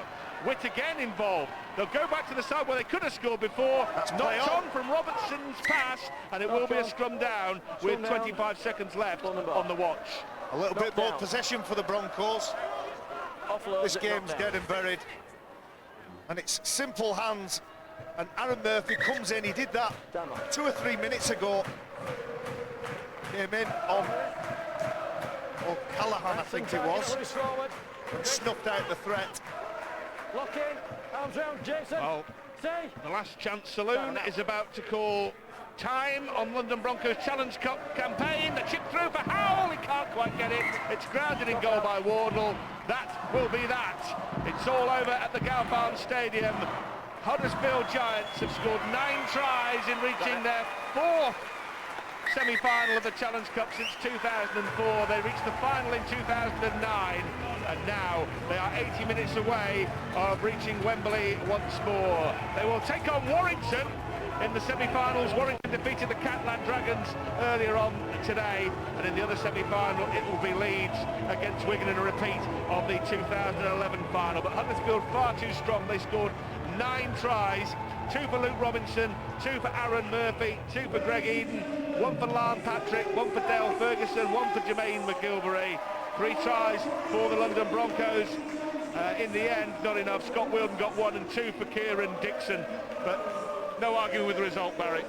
No, good value for that on Huddersfield. Of course, second in the table, only second behind Wigan on points. Their defence is their strength, but whenever they are in a mood like this and the momentum is going with them, and you felt like they had the momentum for the majority of the match. Some excellent performances from individuals. And one of those individuals is the man of the match. Great display from Huddersfield's Kevin Brown, who's talking to Brian Carney. Brad. Yes, Kevin, congratulations, man of the match in that performance. How would you rate that game? Oh, you know, the main thing was we got through. I think we've showed this season we can be better than that, but to score 50, 14's, you know, we want to keep them a bit lower than that, but we're happy we're into the At times, a little bit of drop ball, but when it does click for you, you're a very classy side. Yeah, we are. We're improving all season. You know, we've done all right so far. You know, we got beat last week, which was tough to take, but no, we're just glad that we got the win and we're in the next round. And you wouldn't have heard the Challenge Cup draw, but it means you get a Warrington semi-final away at Warrington. Away at Warrington. Oh well, yeah, they get easier, don't they? No, it's fantastic. Whoever we got in. I beg your pardon, it's a neutral venue. I was going to say that's not. No, we're happy we're through, and obviously all the teams in the league, in the cup now, are good sides. So whoever we play, you know, Warrington, it's going to be a good game. The focus now goes on the league. You've got to fight on two fronts. Yeah, definitely. We've got to put that away now. We're happy with her, but now we've got to concentrate because we've got Wigan here next week, and if we play like that, you know, we'll get beat. You know, they've got to take a step up now. Okay, Kev, thanks very much. You're the man of match today. Thanks, congratulations. Well, that's it, the tale of the tape. Huddersfield Giants, 50 points, 14 points for the London Broncos. Large gap between the sides. Greg Eden with 2, Robinson with 2, Murphy with 2, McGilvery, Lauren Patrick and Dale Ferguson. Danny Brough successful with 5 kicks. Well, for the London Broncos, Kieran Dixon 2 tries. Scott Wheeldon barged over for a try, but not good enough really from the London Broncos. And what that means now is, we look at the results. Leeds winners against Lee on Friday. St Helens defeated by Wigan at Wigan on Saturday. And today the Warrington Wolves and the Huddersfield Giants were successful. So we now know the semi-finalists. We do know it's at a neutral venue. I know that now. It's Leeds against Wigan, Warrington against Huddersfield. And those games will be July 14th and 15th. Terry O'Connor, there was a period in that first half that looked like London had a chance in this game. A couple of quick-fire tries before the half-time seemed to do them, and they just capitulated in the second half. They did, Brian, but it was the first 15 minutes for me that they just turned up too many mistakes. You can't do that when you come in here playing against the Huddersfield side. Kevin Brown, Danny Brough, Luke Robinson. We talk about the players that they've got the strike on the edges, but what they do in the middle of the park, the role that they get going forward, and it was just too hard for them. And Rob Powell will be very disappointed because he knows that to win any silverware, it was not going to happen in Super League. This was the day today, and they just didn't turn up, they didn't play, and too many players just, I don't think they were focused enough, Brian. It sounds a bit critical and it sounds a bit hard, being ex-players, but you can't ever fault players' efforts in game. But what you can fault is the desire sometimes to turn up and work extra hard for their teammates. The worrying thing when you go to play against Huddersfield is they've got so many ways of attacking you. When they click it and they fire it out wide, they look very good. And also very, very good in and around the ruck with Luke Robinson, Danny Brough firing in behind some lazy markers.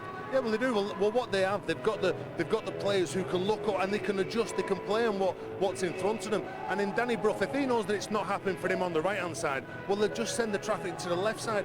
They spotted that they had a bit of a problem, London, with Channing defending. He was caught out on a number of occasions. Now, I'm not having a go at that lad because there's many seasoned professionals and seasoned internationals who play against Huddersfield who make the same mistakes, but they just... When you play against Huddersfield, you need to control the speed of the play of the ball. Luke Robinson, how many times did he get out from dummy half, create tries? You had players that were defending in, they weren't in the right position, and it was just simple tries that they were conceding. And like I say, that is what will disappoint the likes of Rob Powell. Now we'll see plenty more of Huddersfield on Sky this season, of course. Terry, they have got a very, very big squad, a healthy squad, and that's what you need if you want to try and win a cup and you want to try and win a league. Well, probably, if you look right the way through, Greg Eden was given an opportunity. There was players that Nathan Brown has brought into the system, a very, very good system, and they've been given that opportunity. They're repaying the faith, and it's like that. Who's going to stop them now? Who's going to stop them? Because they look a very good side. Well, that's it. Huddersfield now go on to a Challenge Cup semi-final against the Warrington Wolves. Well, we will see them live in Super League this Friday, 7:30 p.m. on Sky Sports 2 HD. Monday, Rugby League on Sky, Leeds St Helens, 7:30 p.m. and you can also watch that one on Sky 3D. That's going to be a stunning development in Rugby League. And can Queensland win? Listen for this, wait for this, a record 7 series in a row. Well, you can start, they'll start on May the 23rd, down in Melbourne, 10:30 a.m. Sky Sports 1 HD. Well, there we go. Huddersfield through. They'll take on the Warrington Wolves. Leeds and Wigan in the other semi-final. London not good enough. They can now focus on the league. Join us next Friday for more rugby league here on Sky.